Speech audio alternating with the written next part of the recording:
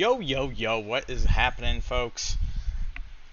It's your boy, TB from SMB coming at you. I got a little video here. I want to talk about some setups that I'm seeing that I am absolutely loving to the downside. Um, with the way things are looking, with the way Powell is speaking, it's kind of leaning bearish. So I wanted to just take a look at things that had a huge bounce off of their bottoms and are setting up for big pullbacks that I personally love to the downside. I think these are some A-plus setups to the downside, and I will be taking them if they do actually hold up. So first things first, we got PayPal, and PayPal, nothing wrong with the company.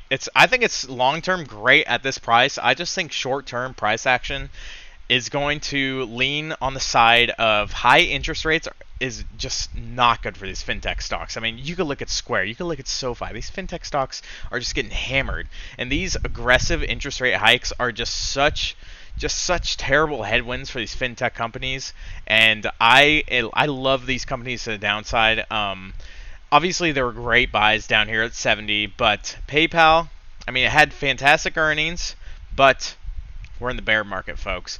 One thing I'm seeing here, just checking out this chart right here, we got head and shoulders. We got the shoulder, we got the head, we got the shoulder, we got the neckline. It bounced off that neckline, but it did fill a little bit of this gap to the downside. So I love it to the downside if we can break $89 on PayPal, because you can see where that was key back here. You can see it was resistance. It was resistance, and we broke, and we bounced off of that. But if bears retake that level, I think PayPal to the downside is an absolutely amazing play. Not to mention that it already had this just textbook bear flag that's already broken out of this rising wedge bear flag looking thing. And then on top of that, we have this big ass, look at this big blue trend line. This is our trend line coming from all the way back here in September of 21. So you take the high from September, take the high of October, draw a trend line, and look, where's it go? It's bounced right off of that for the head, and then the shoulder bounced right off of that, just wicked off of it perfectly. And we've broken the neckline. I think now you are early to short this thing to the downside. I absolutely love it. Short term to the downside, to the short side. And it's probably gonna just get destroyed. I hate to say it, I love the company, but yeah, it's not looking good. The chart, the price action is telling me we want to go down. So on to the next one. I have been looking at Tesla, and Tesla just got that 3-to-1 split, so now I can finally afford the options. I'm interested in day trading it, and this is just this is about as easy a chart as you can ask for. Tesla, we have just been in this downtrend. We've just been getting high, low, lower high, lower low, lower high, lower low, lower high. I mean, it's as easy as it gets, and now we know where support is. We knew this key level right here at 280. It's huge. And, I mean, that's as easy as it gets. Sometimes things are a little too simple, but I think you just don't have to you don't have to complicate this one. It's pretty obvious that below 280 is the level to short this at. And below 280, with your risk being 310 up there, I think that's a great short to the downside, or your risk even being 302. I mean, that is about a 10% risk, or not even, like a 7% risk, with potential downside of God knows what. I mean, I figure out how to open up a box. But you know what I mean. I mean, it's a pretty clean setup. It's very clean. We've just gotten the double top up here at 313. We got our lower high, our lower low right here. So tomorrow, I'm a little suspicious of tomorrow. I am in some puts, but I think tomorrow could be a little bit green. We could bounce it open. We could gap up it open. I'm watching to see where this gaps up. If we gap up above this 302 level, I'm not going to look at this so bearishly. But if we gap up here to like 297, I'm watching this like a fucking hawk. You better believe it. Because this level is just I mean, Tesla can just do that sometimes too. Tesla can just be so simple like that. Like, even back here, if you wanted to look at this level right here on Tesla, 315. Just say, hey, if it breaks 315, I'm going to buy it long. What did it do? Break 315, it goes all the way to 380. Or back here, hey, look at this. Look. if Tesla breaks 324, I'm going to short it. What does it do? Break 324, you got to move all the way down to 208. I mean, I know it sounds crazy, but that's just Tesla can just be that easy sometimes, and it is making that kind of chart where it is just like almost too good to be true, I guess. But I just love this to the downside. So Tesla, watch that to the downside. My target to the downside on Tesla is going to be right around down here at 233.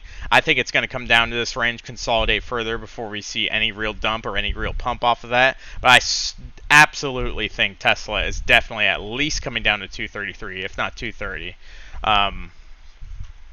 Other ones, Square. So, Square, cat's making noise.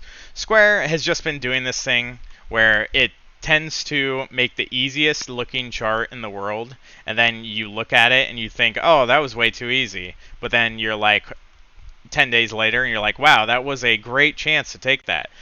Square's just been doing this. It's just been, I mean, we got our dump. We got our early year dump from, I mean, it started dumping before the end of the year. It started dumping way over here. But it's dumped, it's bounced, bounce, bounce, bounce. You draw a line, it dumps, you short it right there from 115. What do you got? You got trade all the way down to 66. All right, all right.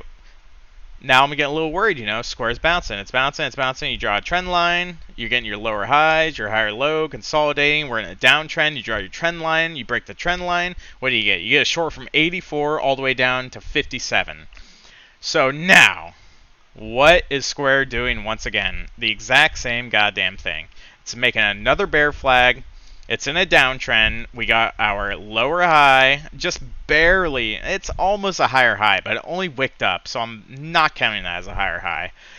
It got its higher high, lower high, and now what is it doing? It has broken the downtrend line, and I mean, what's it been doing? It's been doing this exact same thing. So I've taken this short at 68. I imagine it is going to head towards COVID lows. COVID lows being way down here at 34. So this is a very high risk to reward, very low risk to high reward kind of trade. My risk is just right here. It's right here. You can see this key level right here. It's clear as day. This key level right here at 75. So my risk right here is $8 in loss to the upside for about from 65 to 33. I mean, you do the math. It's a pretty good risk to reward right there. I'm taking it. I'm short on Square right now. And I absolutely love it to the downside. So those are my favorite plays to the downside for this week. I'm risk off, as in I'm not going to long anything, and I'm worried about the market. But these are the stocks I'm seeing that just have absolutely fantastic downside plays. Along with Meta. I gotta mention Meta. Meta, I mean, Meta is just, it's just such, it's beat to hell. I feel bad for this poor thing, but you can look at this. I mean, it's just right at support. What do you think? Do you think it's gonna break support? I don't know. What's it been doing? It's only been breaking support. So until it stops breaking through its support every single time it gets there, I will treat it as if it's gonna do the same thing again.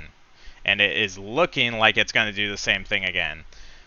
Just a standard bear flag, and it is approaching it. It's right there with an ugly shooting star candle on the day. So, you tell me. I don't know. These are my favorite plays to the downside. Tesla has got to be number one. Tesla, I mean, it's stupid how easy Tesla can be sometimes, because I've only failed on Tesla. Honestly, I've tried to trade Tesla, and it's only gone tits up for me.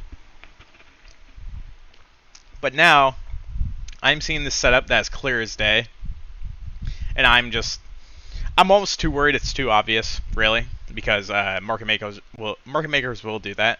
But I still love it. I love it. I mean, really, I could not think of a better setup for this thing right here. So that's what I'm seeing in the market. Could be wrong. Who knows? We get the greenest week ever. I don't know. This is my prediction. I am going to let the price action tell me. I'm going to let the trade come to me. So let the trade come to you. Do not see this and go, hey, I'm going to short Tesla immediately. No. because shorting Tesla immediately, it could blow up in your face. We could just break this trend line and it could just be a bull flag. We could just be in a consolidation pattern and we go up, we break the trend line here at 287 and we rip. You have to wait and see, because if we do get below this level, it is very, very likely that we will go lower. But if we do not, and you front load, and you think, hey, I'm getting a better entry on a put up here, then the odds are that you're going to break through this trend line, and it's just going to rip right in your face, and you're going to get destroyed. So you got to let the trade come to you, and that is exactly what I'm going to do for tomorrow. I think tomorrow could be an absolute bloodbath. I don't know, but that's kind of what I'm leaning towards. If it's green as hell, I will trade it green as hell, but guys, it's not looking great for the market. When you get Powell out there talking for 8 minutes and you get 3.5% red day on 8 minutes of Powell talking, I don't know. I just don't know. So, anyways, folks, that's all I got. These are my favorite steps to the downside. So, let me know what y'all think. That's it. It's your boy, TB, coming at you. Peace.